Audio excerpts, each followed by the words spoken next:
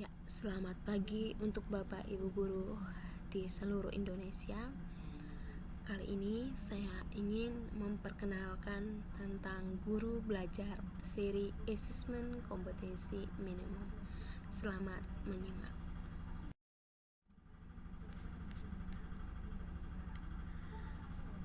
Guru belajar seri Asesmen Kompetensi Minimum. Sebelumnya, izinkan saya memperkenalkan diri.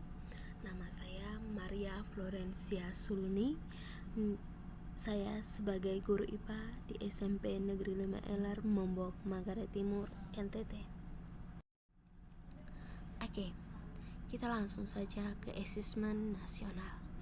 Jadi, asesmen nasional itu adalah program penilaian terhadap mutu setiap sekolah, madrasah, dan program kesetaraan pada jenjang dasar dan menengah. Instrumen utama asesmen nasional adalah ada 3. Jadi ada 3 instrumen utama nanti yang akan kita bahas dalam asesmen nasional, yaitu yang pertama itu asesmen kompetensi minimum, survei karakter, dan survei lingkungan belajar.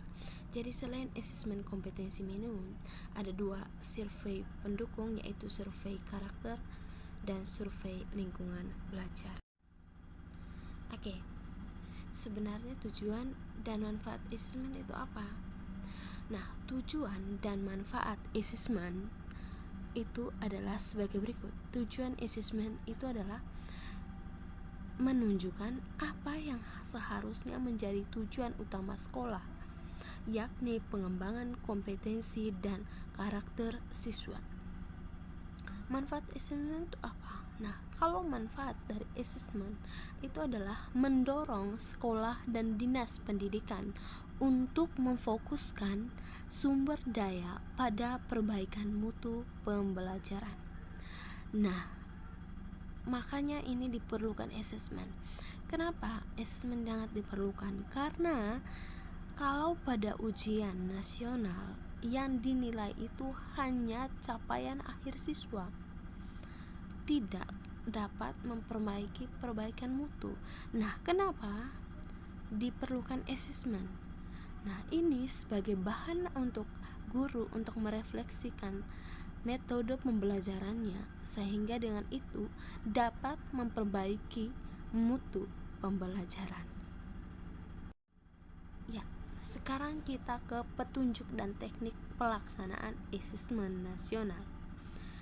Asesmen nasional itu sudah dijelaskan di awal tadi, terdiri dari 3 instrumen utama, yaitu asesmen kompetensi minimal atau minimum, survei karakter, dan survei lingkungan belajar.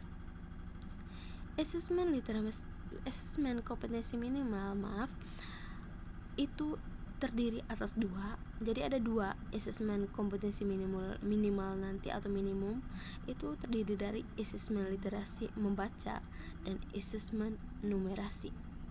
Asesmen literasi membaca itu yang diukur atau dinilai atau dites itu memahami, menggunakan, mengevaluasi, dan merefleksi. Sedangkan pada asesmen numerasi itu yang dites nanti adalah bagaimana siswa memahami, mengaplikasikannya, dan bernalar. Oke, berikutnya tentang petunjuk dan teknik pelaksanaan asesmen nasional. Jadi untuk teknik pelaksanaan asesmen nasional itu berbasis komputer dan bersifat adaptif. Bersifat adaptif itu yang maksudnya yang seperti apa?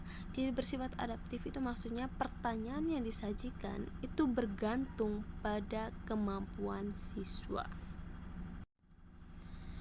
Berikutnya kita membahas tentang peserta asesmen kompetensi minimum. Siapa saja pesertanya?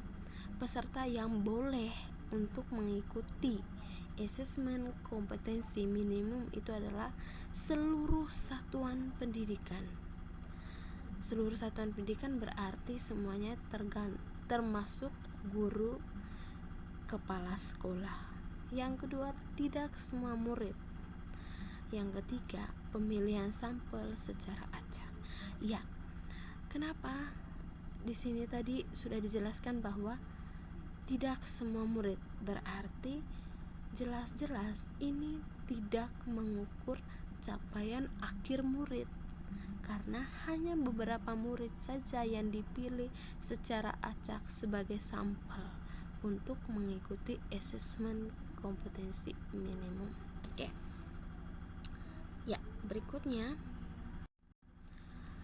petunjuk dan teknik pelaksanaan asesmen nasional. Nah, jadwal pelaksanaannya SD itu berbeda dengan SMP dan SMA. SMP dan SMA sama. Nah, di hari pertama SD itu tes literasinya 75 menit, survei karakternya 20 menit. Hari kedua tes numerasinya 75 menit, survei lingkungan belajar 20 menit. SMP dan SMA itu sama. Di hari pertama jadwal pelaksananya tes literasinya itu lebih banyak ya waktunya, 90 menit, tes numerasinya juga 90 menit, survei karakter 30 menit, survei lingkungan belajarnya 30. Ya, berikutnya kriterianya peserta pelaksanaan asesmen itu seperti apa? Nah, kriteria peserta pelaksanaan asesmen nasional atau kriteria pesertaan, yang pertama itu seluruh satuan pendidikan, yang kedua tidak semua murid, yang ketiga pemilihan sampel secara acak, yang keempat diambil dari kelas 5, 8, dan 11, dan terakhir setiap peserta mengerjakan tes literasi membaca, tes literasi numerasi, survei karakter, dan survei lingkungan belajar. Ya, berikutnya, mengapa asesmen nasional hanya diikuti oleh sebagian siswa saja? Nah, ini jawabannya. Hal ini terkait dengan tujuan dan fungsi asesmen nasional. Asesmen nasional tidak digunakan untuk menentukan kelulusan, menilai prestasi siswa sebagai seorang individu. Evaluasi hasil belajar setiap individu siswa menjadi kewenangan pendidik. Pemerintah melalui asesmen nasional melakukan evaluasi sistem. Asesmen nasional merupakan cara untuk memotret dan memetakan mutu sekolah dan sistem pendidikan secara keseluruhan. Karena itu, tidak semua siswa perlu menjadi peserta dalam asesmen nasional. Yang diperlukan adalah informasi dari sampel yang mewakili populasi siswa di setiap sekolah pada jenjang kelas yang menjadi target dari asesmen nasional. Berikutnya, mengapa yang menjadi sampel adalah siswa kelas 5, kelas 8, dan kelas 9? Kenapa tidak seperti kelas 9, kelas 12? Itu jawabannya adalah karena hasil asesmen nasional diharapkan menjadi dasar dilakukannya perbaikan pembelajaran. Pemilihan jalan jenjang kelas 5, 8, dan 9 dimaksud agar siswa yang menjadi peserta asesmen nasional dapat merasakan perbaikan pembelajaran ketika mereka masih berada di sekolah tersebut. Selain itu, asesmen nasional juga digunakan untuk memotret dampak dari proses pembelajaran di setiap satuan pendidikan. Murid kelas 5, 8, dan 9 telah mengalami proses pembelajaran di sekolahnya, sehingga sekolah dapat dikatakan telah berkontribusi pada hasil belajar yang diukur dalam asesmen nasional. Oke, nah sekarang kita mempelajari atau akan membahas tentang salah satu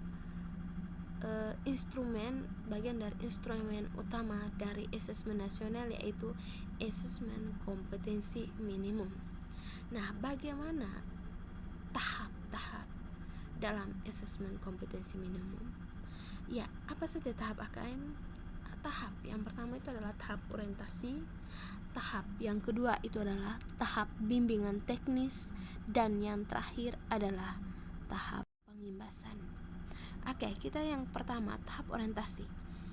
Pada tahap orientasi ini, kita akan mempelajari tentang latar belakang dari AKM atau Asesmen Kompetensi Minimum, tujuan umum Asesmen Kompetensi Minimum, kebijakan Asesmen Kompetensi Minimum, dan alur program Asesmen Kompetensi Minimum. Pada tahap berikutnya, yaitu tahap bimbingan teknis. Pada tahap bimbingan teknis ini kita akan dibimbing sesuai jenjang kita. Apakah kita tingkat SD, tingkat SMP, atau tingkat SMA. Jadi kita akan dibimbing menurut tingkatannya.